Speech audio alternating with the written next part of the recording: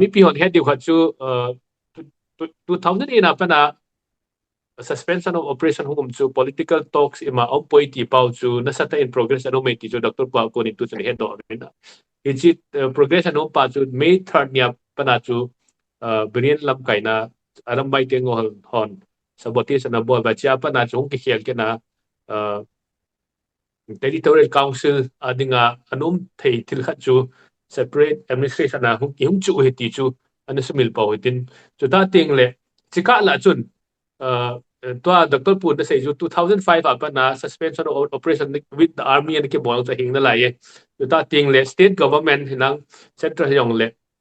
so ini ki kai yong chu na lai te le mi tam ta lung se i na hi chu ti le territorial integrity compromise ki bol lo ding ki ti yong cho ki la do nam lai poi ti chu mi tam ta lung se na hin chi chu jo ting le explain bol ding an ki go lang aji chi pa cho ki chi lo le mi tam ta hin two group hon separate mission ti hi ai sap na pe ma ji chi ta bang soi ki kai chu akila do tai ti na white papers of nai poi ti chu mi tam ta lung se i na he tu in pu sei le man sei le mang cookie organization for human rights information secretary pu iliam to lanen ama ka do nom chu tua Dr. Pu na sei chu free movement chu CSO hon declaration khat nei hen aji chu tu to adinga chu hon kha jong kha povin hong jong hong po ve goods ahin passengers ahin achi jinge IP la government na de chu ai ho CSO like cookie zo council apanin declaration khat nei hen ti chu an seyin ai le mi tam ta in agel khat hi him kham hen lang free movement yong le solution first and then cessation of hostility or him kham chu han ti hi mi tam ta din na hin ichi thua hinangin lungel pina neyam solution first then free movement or him kham usailema kipamin Dr. Sailin azwa Dr. Sailin pu Dr. Sailin in azwa zani interview ase cho misunderstood neu khat ding kitahsan chi cho zo le in sei tang ka ting ipi le ahian na chi na tiemna chule akhang hoi lai zo chi na ma dinga hin pi la chi ho hi disrespect na in min a gel jin chi ka intention na hi puin chule ani na chu athanum pi to ki kilo in na chi chu hi lo in kin ka mu khat hi logical if ham discussion healthy discussion hi thei be se lo cho a society ai inuk diu ham inuk lo diu ham because more education lampanga ila samjong hin tin ahin la more or less the market of idea is monopolized chi ho ji jong hi diam jong ka ti jin ahin chi ya chu yet kham ahin contribute ki bol hen mi pi lungiel hi pham ga ki sei do le phadem tia chu min in tip le hung ki jaw ji hin ki lop na men jong hi poi ahin chule cessation of hostility si legally and lang definition mong literal meaning hi jong le adi mo na chi ima cha cha om be se poi kina na pa hi cham khat khunga yu te ti hi di ka ha sa lo pen chu him kham ki ti hi tua pu lun khulen bai ten him kham ki ti le kha bu khan hi theological perspective aji khat ka sim doi chito chun ka ka la hin buina tampi ne ho hi him kham thua hi ana ki resolution ana thawa hi ahin pa bo tua akimanding dan pa ho hi kahin don bu no ma hin la Dr. Sailin in chipa hi ki bol khila hi ti ji chun stretch ka ha bon num point ai wanga cessation of hostilities ka question num kha chu ka he thim theilo kha chu tua nei hi ho hin recent interview ayang hi notice life a jong hi hostilities pa hi hatred pa hi acrimony hi mang nai lo cho so then achutia la chun ei ho hin epiti dana ei ho victim ho hin hi peace sign chu ipibola chu ipham ichi agreement pa chu cessation of hostilities pa chu i ho hin proposable theu ham ai lo inuk theu ham ti pa chu ke ka confusion na khat ai kanuk thei lo hi chule kui to hi ni bol diu ham jong hi ki chi lo hi government of India to cessation of hostilities bol ngai lo chu because we are not fighting with the government of India. Chichu azo achu Manipur ta boarding wale may li hon ivet da now chi acrimony hatred pa chu among nailo le chin ipiti bol thei di hon government of India to hial am to ki kinalo kya chi iti ki bol do ato achu kuite bol di utale ato achu mani may li ho to central government in abol le thu khan hi cho him kham ham cessation of hostilities because the state government is fighting against the people of India, the citizen of India, the Kukizo people. Chija cho mo na bol thei cho mo na bola le gali ki chai di cho kina na pa hi firing hi lo di amo no tu ajong he mo na ka lo le gal lo hi jing cho chipa cho priority avat na ka se hi chule justice thu ka se hi procedural justice khat hi chule constitutional justice hi jan hi ajong cho thunga nge ya le ga he chin the hi ka se pian cho hi le yo hin tu ai din munu hi constitutional justice pa hi lasting solution hi tabanggal hi asu ki ding ka dei ta puwe chi hi ni pevin chutile adang zo si jong compromise sung ki hi thein tin compounded hi di hi the dispute can be compounded kitie hin ai wanga ai ding dola chu as a democratic constitution nei khadi hi ju wa chu India chu procedural justice au ngai hi adia cessation of hostilities elole him kham chu ga sei kil han tu in him khami bolwa le hin ipui pate ane chi pi dung ju ya hi chapang cha yang len ka het dana hi him kham hi peace hi chat ni jong le chi jawa hi galum be se ji talo cho ka motai atia sa tha hi cho achu tia le chun ka motai ati thea le chun chilanga case ko hulin case a file ho ta bang hi ka motai tia le je lai koi le yin chula mo ta chula acceptance is there birin in jong ngai dam thu min ai wanga chi ka thu sei pa chu misinterpret a hi intention chu ma ka sei he ti cho ai chi chu hial le chin to him khama bola me lion ka mo ye tia la mo na chu ko da pu lu thei ki dam chu ti chu ka sei customary law to constitutional law provision pa he ki class ji cho chi pa hi het khan lo chi chu a hin chu le tam sei pung ka ting ki thale le witin na chi chun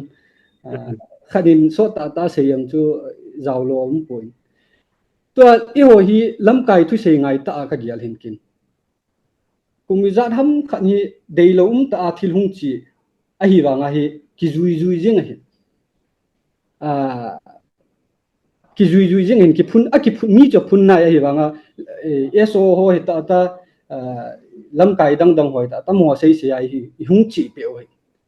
tu a jong hi am ho sei sei ai chi hi min ta san na hin nei lo na ji hi ateka bunga chu tu jang hin cessation of hostilities au min chi ceasefire me hi kiti hi masanga incident chani ve tong mla ho to mh che ga ki mu to a ang po do la sei chum chi cho me li ho to ka to kho mu ve ti cho a to kho mu ve ti cho me che ang po do ai mi hon ka to kho pu ve ti cho cessation of hostilities once it is signed you never know how the central government is going to interpret in the like in tomorrow day after tomorrow chipa chu hi chi mistrust au na chu achu china bana zanhi khabeni la thil su ho jang i mu ben chule mipi lampi ho chilai la thil ki don dan ho ngai lu na lo dan mi thil ki bol dan ho hi mu ben ai cho hi to eso ho kango na hi pui tu la hi thal tam be se tai mi zo si hi anei su ke kui ham yang ki ke khan thei te lo me li ho yang i ho yang ai chi lai la hi kui hi jang chu ke ta lo me thei wa ki ngai lut na pai la samtah na hi le kitahsan na pai thei lo cho chinading ha chu lamkai ho intellectual group ho hin it's our responsibility to unite the people division hi lo ding ipan ko mo wai tai ke ko mo wa ki ngai lut na pai i foundation wai phu do i phu ki lu ngai he ti cho kan sei no mai adang lungge la hong ma le nin do ki pha no ki sei tan ta pu sei le man na chai ma sang en zo ka to chu mi tam ta in to solution lo la ya to free movement hi lo le cessation of hostility or hin kham iti pau hi atam zo amin thei pan atam zo na sei hi solution um salle cho cho bai sa hi ti nang ipitini gela ai chi chu adi ya na athing thinga chu ikil ipam central government hin athang pia hi mi he ke pal sa azam do sa theilo chu ai chi pa hi ikipalo hi ta cho ilam ka kui mo di jong hi lo pi chu idin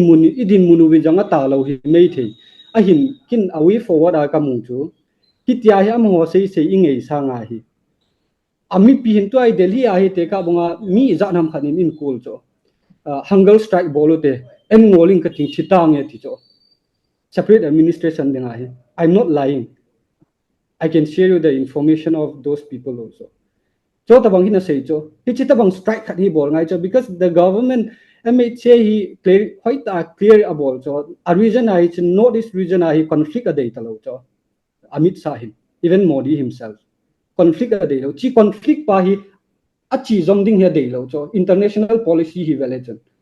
chi da hi chi democratic rights pa hi exercise hi bolo wa I chi thei di ham a chu ti lo wa hi le kitahsan na lo chi boru pa hi khoi lo se suwa hi chi wa le kum khat kum ni ka hi gala thi sanga I ho le ho ki ka thi hum tam ni cho so ki ke ma sanga niawla ya kusungla thilum cha tu ayang hi amut fu lo lo yang ki thanu hi cho chita bang hi hum ki thei cho chirai so ho ki dem jong hi lo lamkai ho ki dem jong hi lo let us come together reason together and exercise our democratic rights central government in angai mama di hi ti kin ka ta sen angai lo ta piang le we vin chi no se ya ni ki bola ipi lo pi hi dissolve lo mo mo hin te ti thei ta cho people's discretion or conscience are koi di cho ke wang chun I don't want to question the consciousness of the people I represent mipi kha chu ka represent ale ama ho hi ma cha hello bi aka koi nom lo hi alungge lo chi pi ham ti wang chu ka gyal te di hi ti ka ta san ne pa me to chu lam kai khat hi le mipi sentiment chu happy ngai na je mipi sentiment hello hi la mipi sentiment don se la lam kai chu mipi lam kai poi ti na hin ye pa men chu dong jui chun procedure justice constitutional justice chu to hi e hot ngai cham chu he chu ti le that justice is something which will last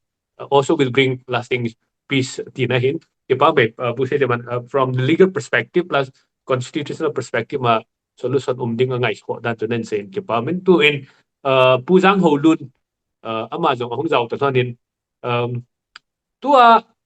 itin mo hi separate administration I thu mo hi mu lo kho ma mo hi ti hi a si a ke in a feel in a chu ti le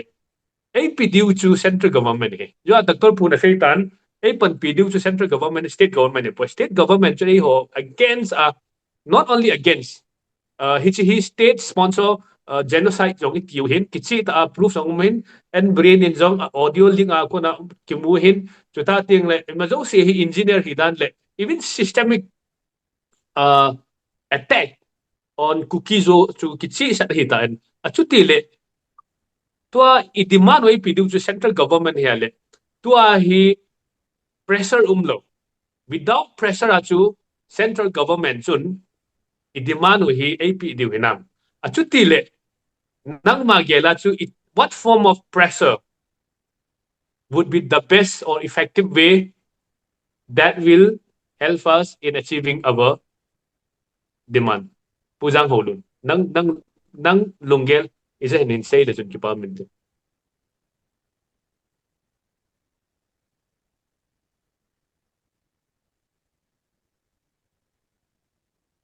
pang lo ham pujang holun ni lo ham a mute hi cho a voice ko mute Kiza tamo. Kisai. Sa inom besa na sa kana vet man lo dana he. Anyway. Okay. Masan jading alom josi kazana kahin pin dak ta sei le na hin ave josi zong hin mo chu ilunggelung ki sei ding hin no het sang in gilin te din te puntin ahin la dak ta sei len to loi pa sei len mangchun very technical intellectual ta chu tampi in sei yon hin I want to go back to the basic foundation. Iki patnawa ka kibu masapi nomin. Azechu tuni hin izat se uzong len. I think it's all shallow. Achuna dingum low. Alun na tuin ka gelin. Gagi say sauzat le. Khang khat khang ni hung chi hang lang hang tu sim hung ki sut le wang he moderate ka hi ding da na hin. Extremist zong hello. Left zong hello. Right zong hello. Moderate ka hi ding hin. Azechu pihamitile. I do not root for the SOs alone or for the people alone. To I decision yagi keno he had do khatchu. Khat langa hi mipi diuvin, khat langa SO groups, MLS and CS those. Group nin ki kenovin, group ni he always in contestation. Na amani ay jing he no mutin da zong leo han. Contest ball jing han he. Who is right, who is wrong? Ti he holding a question is jing hin. SO technicalities or Dr. Sailin in Ahin says on Chukapamin as a Pihamit government of India to Ahon, who kitten obligated ball theus on a hipun. China ball theotia ultimatum had pithays on a hipun. As it we are still bounded by the constitution, we are still bounded by laws tahin. As ya to Chizong took a head theme. Ahin came to Akadi Pihamitilla. Tuahi, we should not be asking what MHA could be doing for us. Hichi questionable masangovachu. What are we doing for ourselves? Chipawang hi fundamental question hi katihin. Chivang hi kun say hanjang hi zongle question ki do di masapin hi tin kagelin. Azeju pihamitile. Whatever we are demanding to MHA kui hi zongle. Amoho masangachu. Who are we? Kuyu hame ho hi ipihami de itu muchu itabang ihiu hamti hi ikido masat pindiu kanomin tuni hin SO chung changa Dr. Sailin jong sein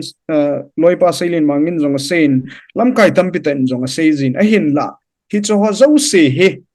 mipi na het him puitin ka gelin na azichu ignorance jong hi mai the intellectual capacity ahin lozi jong hi mai the. But kasay nom chu mipi lamkai khat hi na chu we should speak in a language that the people understand. Na mipi lamkai khat hi when his ya chu mipi het theilou I say diu hello mipi na het thei thil ho chi say diu ebol diu hin.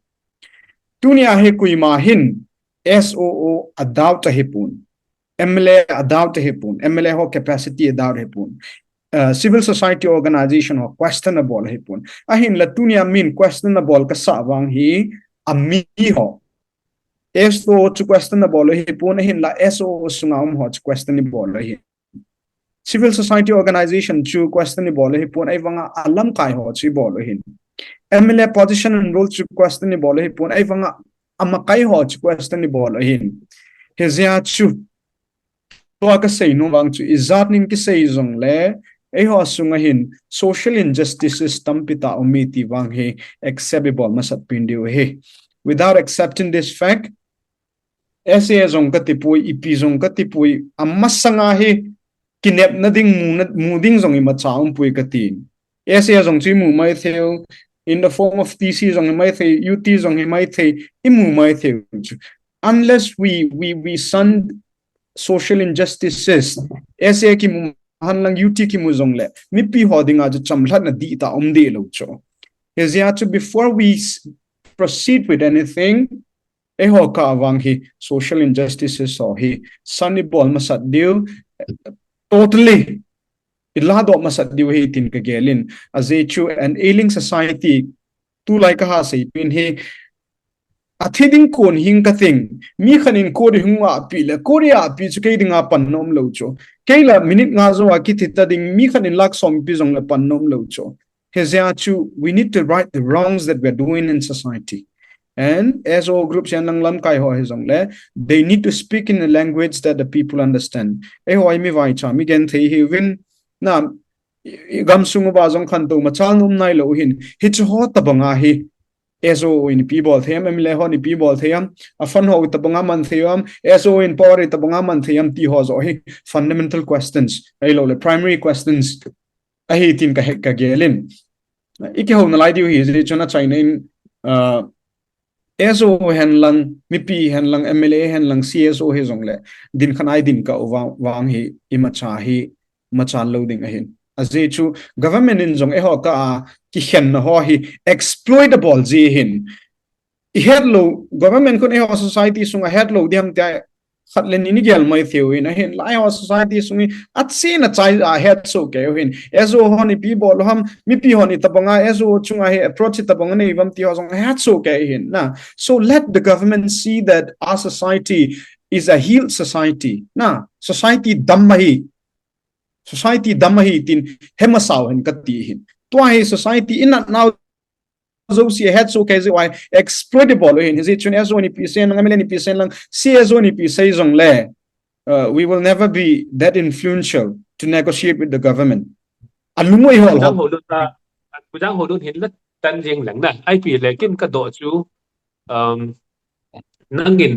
question nan raise tong chun ke lovin we must not ask the MHA what they must do for us. We must ask ourselves what we must do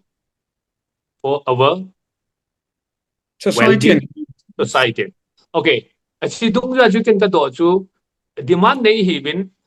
central government kun am he the ball lies in the court of the central government. Achuti le central government chun lung statement ta san mga AP di in ka ta san pui. Government chu it's a number of pressure akibol la it's a pressure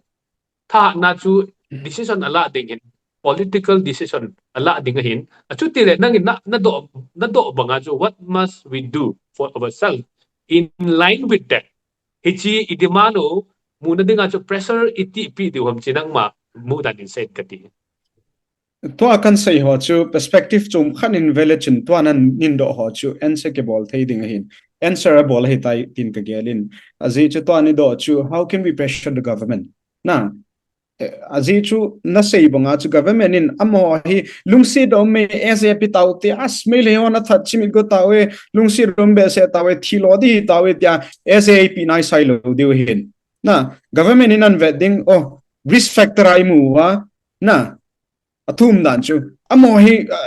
threat hi tai ai lo le amo hin peace law and order su se theo hi amo demand khat wang hi gelpi ngai tai ti phat le chun hungi thei ding thil hin hezia chu ma sangzem article khat kazia ka sei chu government in ailung sit je wa ap ding hi po win government in agial theya chu hi phat le chun hi cho chu government in ahin gyal na lai ding hin hezia chu government in agial thei ding din mun hi na diwa chu tunia ka sei nom chu zam ta dak ta sei len jong min changa jong lum gel ka sei na jing hin SO in responsibility ala ma sat pe na nga in na CSO hin MLA hin it's all thum says in responsibility ala masat pe nga in e ho ka trust deficit hi trust gap hi breachable masat te ngai chima sanga wang hi movement ki ti hat loading hi azi chu tu chan ge a hi iza kai bol wang wa hi mi pi hoya alung cham ta hung kon do lo chu protest bol te tila mi chu alung cham ta hung jing han lang thanom ta hung jing le chun kilo hing mai thei choi wanga to ai pi bol wam ahung lo sang khat fine janga fine ki tia ki bol na la hi cho achuti le chun mi pi wang cha min poi ki ti het nai cho na hezia chu mi pi min thei na dinga chu how do we as leaders regain the trust of our people hichi chui gel kho de ngain hichi chui bol thei na diwa chu tu chana injustice umo hi isu mang de ngai ti ahin na for instance a chu khat ni ko ma jong chun jam ta lam kai ho ko mang chun ka sein for instance taxation extortion tun wang extortion ti da tau te na taxation for instance tu chan gya avai cha hon anei ho ki pi jing jing la chun na hoi lai chu people mi pi ho chun chiwang ati e tia chu amo chu lam kai ho cha to sot dem na hezia chu taxation kiu hilo taxation dictation as well taxation dictation extortion jong na lai na athum dan chu kati hi hezia chu mipi ho chun they need to feel justified thimki bol he ati ahi ti head phan le chun mipi ho chu protest bol te ti ti ngai te he beta voluntary in bol diu ta chung hai do diu ta chu hi chipa wang hi had masat nungain hezia chu kin ka seizin SO hin MLA hin CSO leader ho hin sacrifice bol di tampita ine we na power and privilege tunia ine ho zo si jong hi we need to give it back to the people aje chu ithukila lo na chkun I sei no ma ithukila lo na chkun ipiti panala num de na tunia kahin ko ka to da thidi da ka pana hi wanga chu te ka na chu ese dal na nga chu gam dung mai ka bola hi wanga ese ong ki mutai chanvo I macha ka nei lo ding lek cha chu ka thanup nei pium dem na I am going back to the very basic as ro thu rong ka sei lo technicalities on thu rong ka sei lo ipi macha ka sei lo mh thu rong ka sei lo hi wanga chu ka sei nom pin wang chu let us rebuild the trust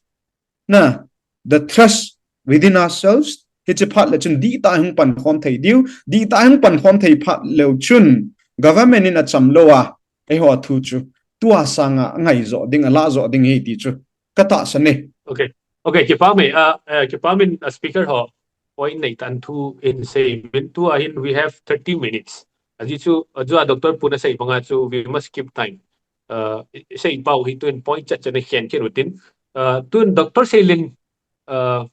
ka do kit nom chu anjua number 1 point ka koi chu pyam ti le suspension of operation one of the clause to territorial integrity of Manipur should not be compromised. Ichipa hitu jana mipi hon su group ho question bol jeng he separate administration is even jiban a close man kila do lo la ya ipc hom ti ichipa ong explain in bol ani na chu on March 11 2025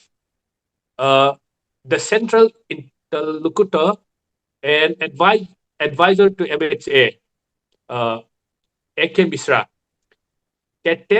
categorically stated to the Kukizo Council in Churachandpur that separate administration will not be given to the Kukizo people. I am conveying the message of Home Minister Amit Shah. Atihin.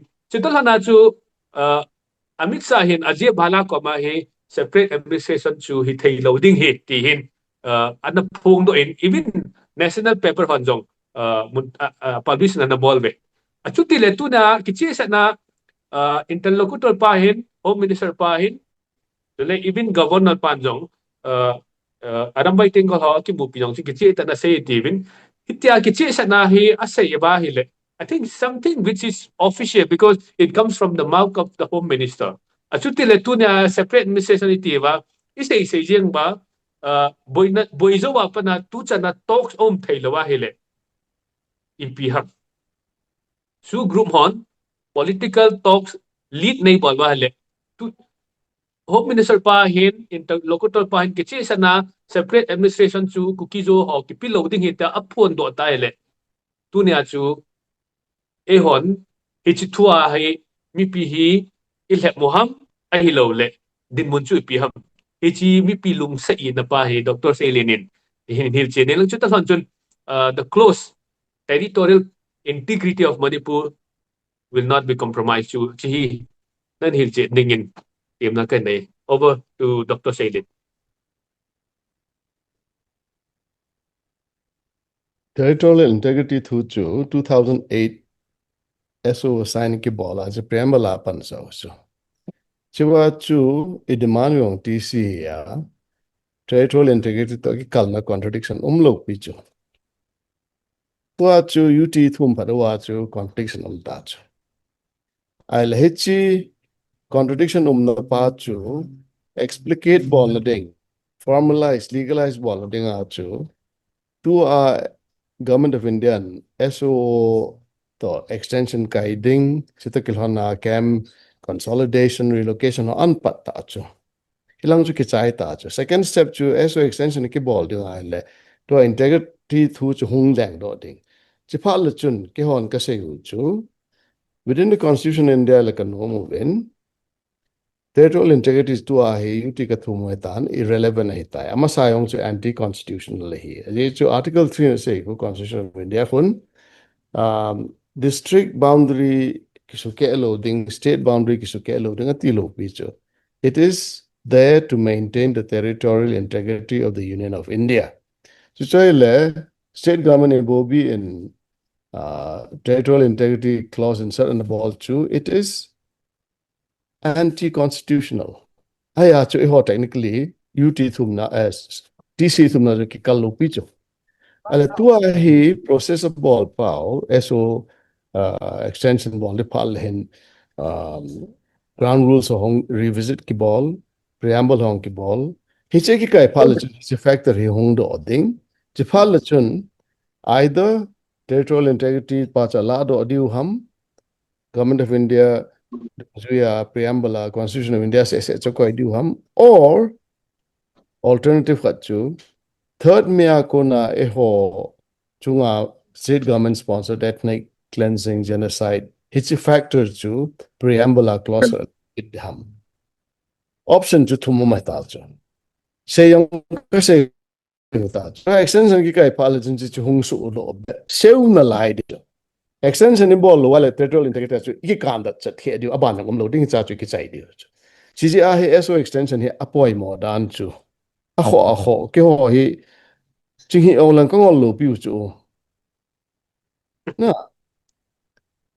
cái ball điêu khát chỗ cái ball cho tôi nói cái talk đông cái gì ipam eson tôi nói ball khel sei wen khát ông mà là cái hay nghe muốn khát cha ball khel lâu compromise cái ball này lâu reneg cái ball này lâu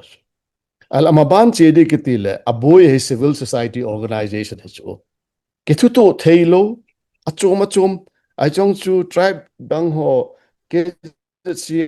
endorse bol khoi lu pi chu bol ke group la he chu thing noi ta non so ta ai lo la cs ta ke pan na pu pon su bo chu to appear sunga central government amanogo le ko hema tenga ho hi ke chu government he lo pi chu atinga he ho hi chu ipona be se je wa rational hi lo ham emotionally ham khetlo eso yong chun mun yo se a superman da na le a orator hi a ki sei zo lo asi eso se ho ding la sei to mala la akile lang jo ache ipz hama puna jio origin to di molo aya hung do pa he le ho ki kamai chu na je territorial integrity pa su fal nadinga chu tua che pa process apat na chu camp consolidation relocation chong chi ho advantage a ta chu a detail to say dang in head diuvin cycle lang se ko be jong de sinai ki kha sizanga ke chona khosom le li khamel long ke dal ho cheng lut ke thei di ta ke hon chom sein loadinga hichi hi so ke no yu be da ka dal lo pi chu na mi suwa ka dal lo chu ka bol khel long mai the yang lun sei banga chi meu se chu sem pha de le chun I bol ma sat pen di a ping tha lo pin tha ma sat ngai chu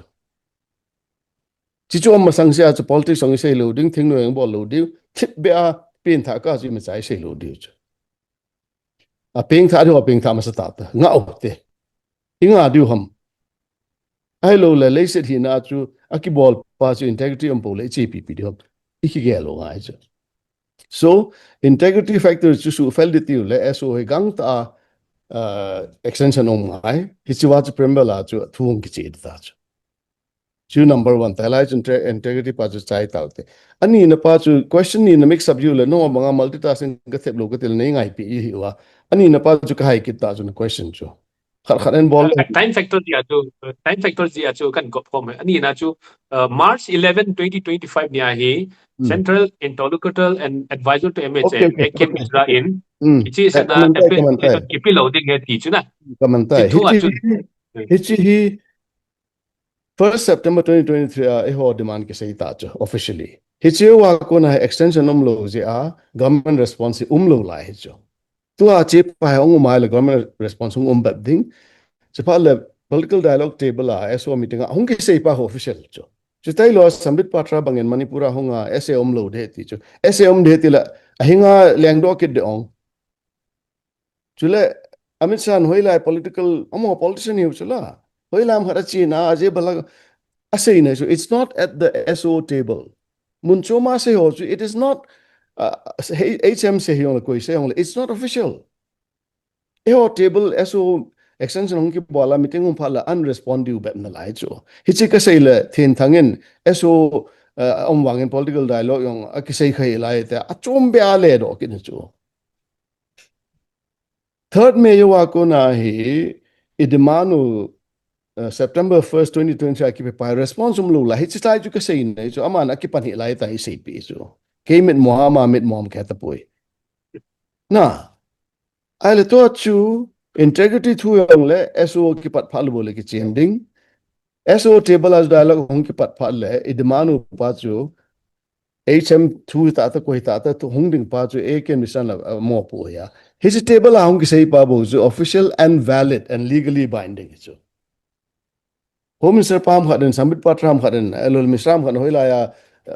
table hello amun choma SO table lo asai ho chu those are not official. It's a process hi ke ho sa an he zo ngai he chu e cho ching them ni wa ka tin ka zon ko de lo pi chu khat jong legal lang khat jong epp oza ni hi na NGO ni hi mi khat Dr. Putu hoila na ha sei chu chu you hang on to that banglam ship an ki sib chu ya tu te ding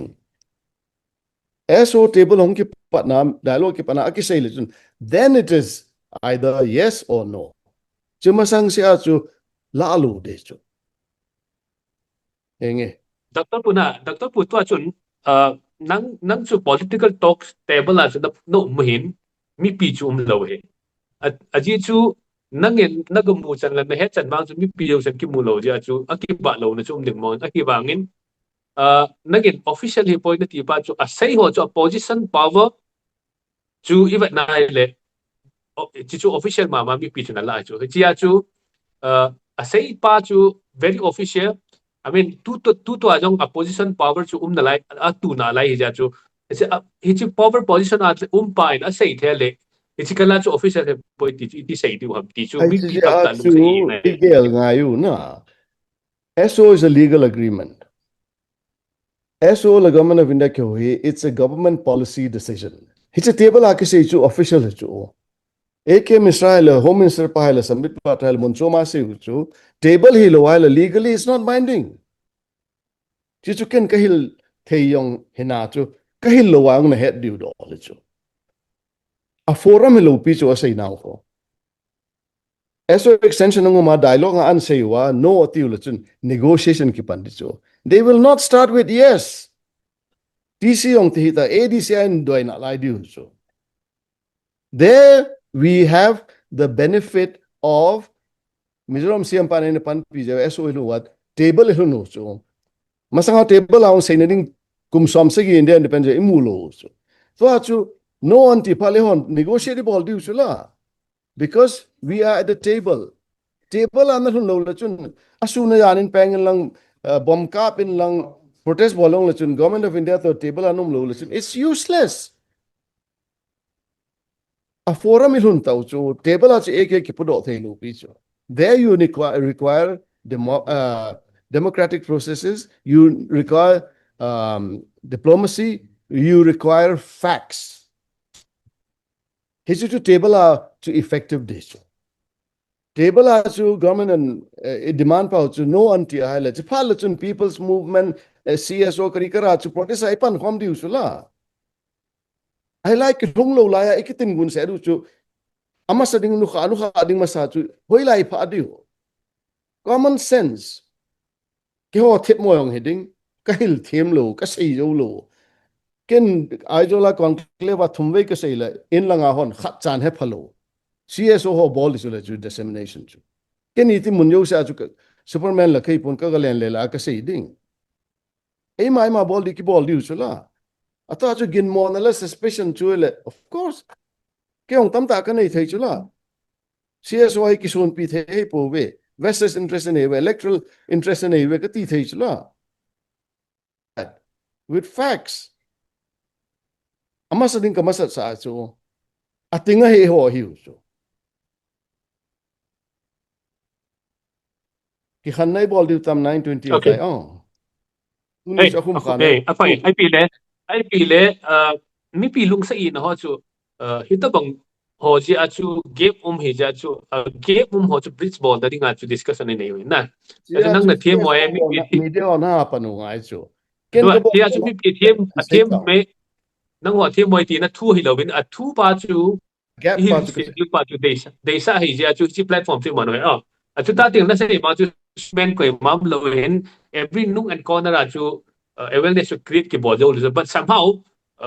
digital platform si mon ba digital platform mà chú door to door kichizo lo pa chú, that's one strategy we can also I mean reach out to every household. So Chia all chú the tức là more bằng reason SO cannot do that also. Nah. We have to get him right. So we have to make allowances chú for ba chia chú ai pi le chia chú mipi lung sa i na ho chú explain the ball thing chú question chú put up hin apa in explain chú na yeah, tu hela in is that we kabol eh he had we kabol what thought chung atui ki sun tabang chu he had we kabol kabol thing se ni kati doctor lai pu lo doctor pu hello lam but kai but aha dan chú lamkai aha dan chú I think kum pizza Kumisa, this and I can you are one of my inspiration because I mean PhD na chai chun even London na jong university hoi ta offer na mu ho jong akihen it's also si hindal na nadinga yeah you were telling me last time that it's been already 22 years you were in this sector hitana sacrifice na bola nadinga na to chu at hello tam be kay wang chun I do acknowledge plus you are always my inspiration ya chun na po na ho jong aki heso ke la ji chu kan jong ka sei jing khat chu doctor pu in at now kichi dan chu even if it takes 20 years we will fight ati hu ele nam ma dingin hi separate administration imu lo kho dan pa chu ama no adin pi na chu prove it yo chu ka sei jing ke hin iki do now hi allo theilou chu mi ho trust deficit of ding lehin gap he lit ja chu gap chu minimize in dinga chu iki do to ti chu ga sei no no na tun a a chai na lang jong ma no taw hitin na koi ta bang ha bữa rằng time chỉ suy cái chạy tàu cả chút chỉ thế ở cái no bangan part elastic kai time is suy cái chạy tàu cả chỉ thế 9:30 is maximum rồi say độ thording tàu độ thording gì độ thording cái ball độ đi cái chứ say á tàu á gì á chút ima hi về we have to do be practical faith and works have to go together na say yes chứ cái cheh ai pi le yo a zo chun pu se le man thu khat na sei no moment si chu pham gen sei yo nang pa nang binga rồi hi khan khunun khuyang chi pin sanga lin jang ha don budi jang phat la mo min ei loi si chu nga he a di chu discussion ni nei win si ta bang chu nei kha ji wai thu di leng do zo ji lo we tu nya I say hi doctor pu chu as a person na chu question ke boli pon with his position and responsibility as question ke boli ti chu mel lo de na si ta bang ke phat lam na chu nei wal thu di chu leng do tei lo ding to azo kin lamkai pa en asei khat chu kani gel jing khat ei ja chuna caste system serious yang di related be se yang to serious yang di in lekha buji khat casteism pa ko ichi pa to khoni ho clanism hi nyau cha kilo ka sa na kum yang jin tel le ka ga mu do khat chu social injustice di cho ai social injustice yang hi ei ho tu ai buinau problem tampi yang hi administrative and legislative power in a yunga hi cho ai chi nei pha do le te ka bonga I tribe issue ho bong hi I to kho mo wa legislative assembly a chu I ga resolve jing thei so it won't take like even a year chi yang hi I problem wa hi a hi ji a chu thil dang I problem ho yang chu necessity hi separate administration I mu te nga e chu ti lo le che chaw de hi ti pa chu enhance ka ga bol mu mai a thum na chu lung thu thum akitizin SO MLA chule KZC chi lung thu thum hi ke understanding a hi a responsibility hi SO gum hi negotiation hi jo talks ama ho hin negotiation outside ambit a hi influence an nei kha ji ham mi pi confuse ji jong hi ka ti ji jo aji chu in pi tam pi kiloi khom na chun terms condition when and how the negotiation is going to take place decide about li cho that is the role of the in peace I mean supposedly ai wang ai chi chu hi lawa negotiation boarding ho hin ai cho yang chu ipiti bol dam itila bol dam ti ho yang hi influence an nei ji dam ti hi kiginmo na aumjin aji chu KZC national conference ho chu imuwin overnight na ki cancel cho athu du jat ta chu ka ga do le ama hon cancel angai tai kiti ja ki cancel he ti cho ai cho tabang chui cho achu ta chu ei loi CSO lamkai EP ham comprehension langai la samji ham achu tia ei loi kisani confuse halochen I don't think the public the masses will be able to comprehend chipa cho hin EP ham debate type ba chu chiding halochen we can go on ai wanga chu tam ta ga saying chu kai khat pa chaina ka sainum chu Dr. Selin ka say banga chu nang yang na sayin puhe jang in jong inspiration ahin I have been like listening to his speeches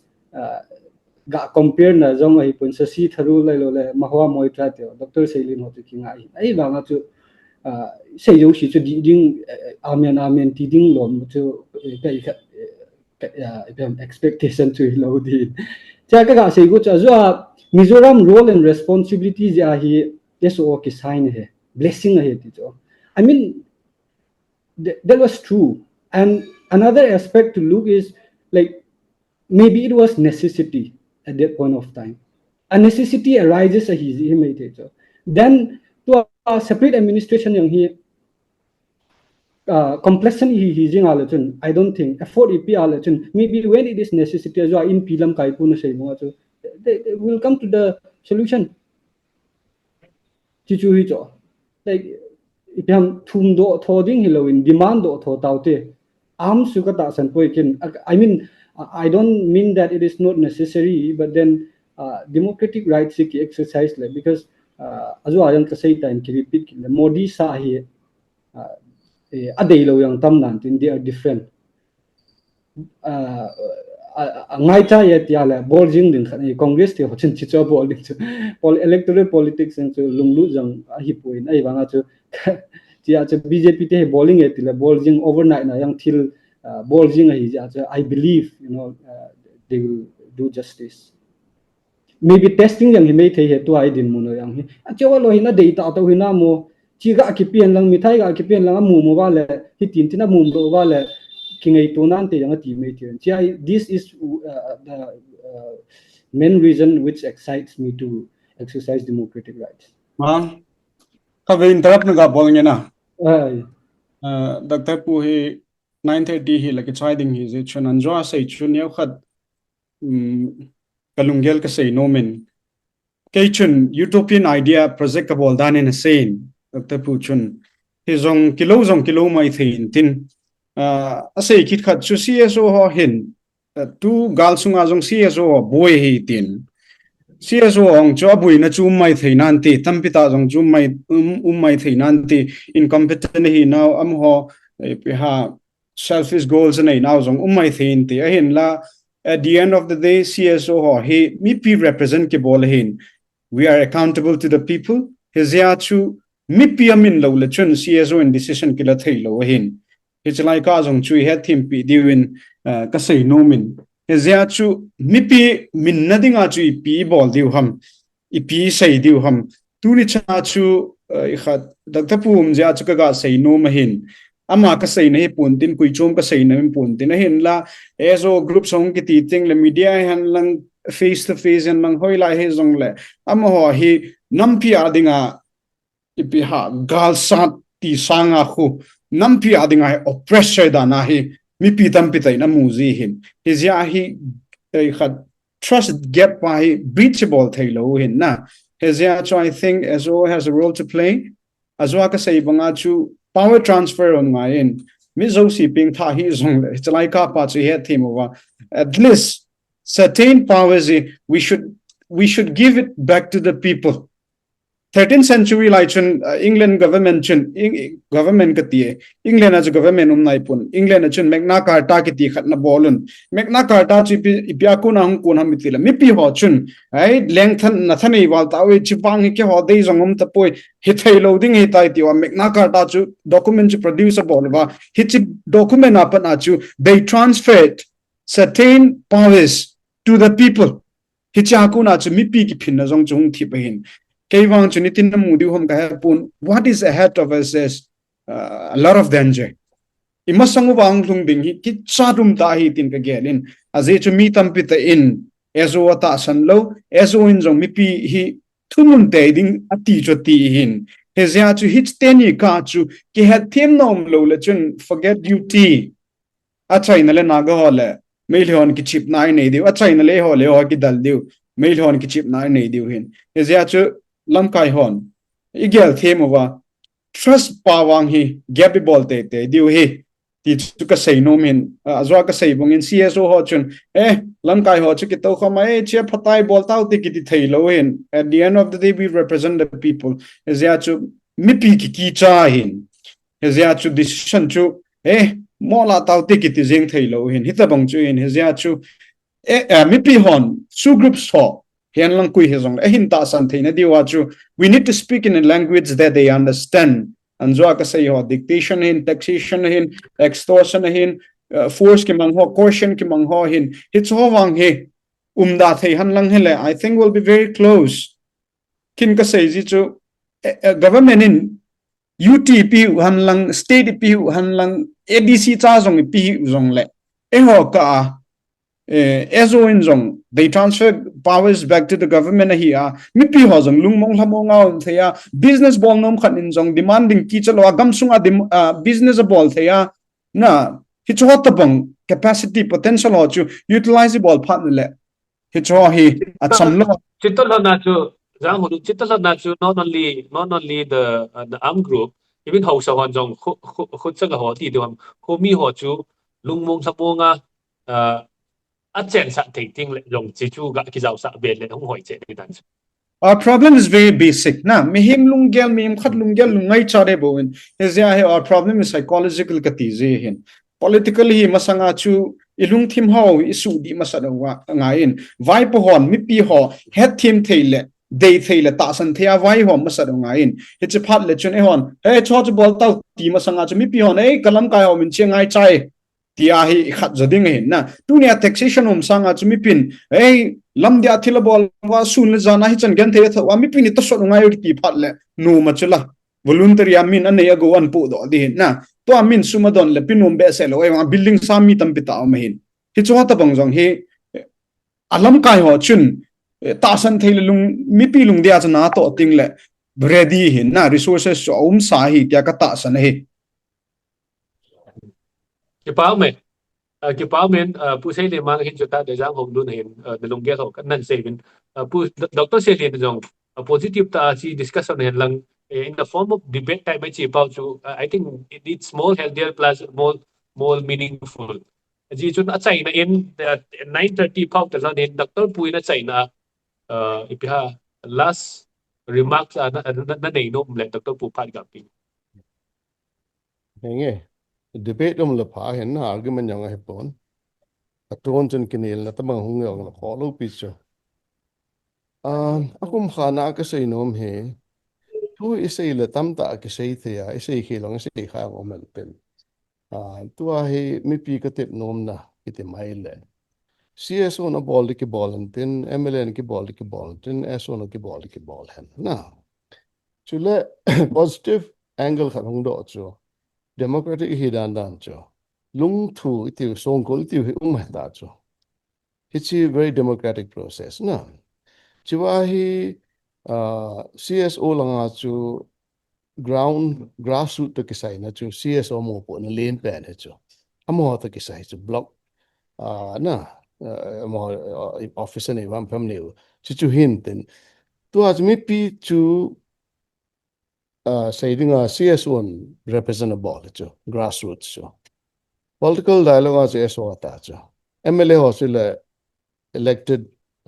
legal representative wa umwa pana chu to I say yong say the aya chu the proof is in the eating of the pudding kiti bangchun action a hi ipi sidung yu ochun ke sizing of the judge taute say theme say khel ji a chu chi wala chun pardon yong ai to lo dio hin government hi kino hin ball đi khát hi ball wa ball khi wa yang lệ có cái làm thọ cái thế chứ kina adana nang kang dana uma machal lo sanga chu ball khi lo chu chiu le chun failure is a pillar of success ti dan chu ki ma pat le phayo chu bong in chu athen chi sele bong om poi ti nei chu if you don't make mistakes that means you have never tried anything risk na la poi ti nei chu ken risk la ka in kya la chu ठीक है I understand why mina po na ji chu ka ki vending a le ba mun khana ka kim ju phasom jo chu ala to nami shu chu engage wa le ipan pan na wa hen se yong se uti ai wangin let theory and practice be balanced na French sociologist Pierre Bourdieu to aumthei and say so theory without practice is empty. Practice without theory is blind. A theory is a theory is UT demand. So a theory is empty hilon dinga action bosun proved that. So SO yung chala sam na ipan tam na beta. Dialogue hong ki patna government negotiation hong chia chiwa chu a fail while a fail in koi tao. Hilai hong lo laya to achu thildang dang taxation kari kara achu ikikai la sau di while chun